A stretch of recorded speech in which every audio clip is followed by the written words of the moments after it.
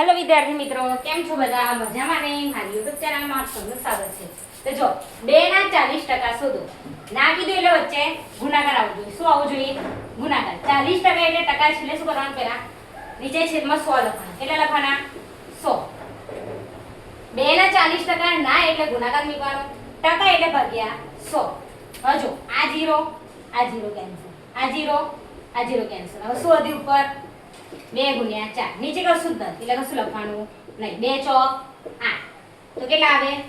20 ના 40% એટલે 8 જવાબ આવે. કેટલો આવે? કેટલો જવાબ આવે? 8.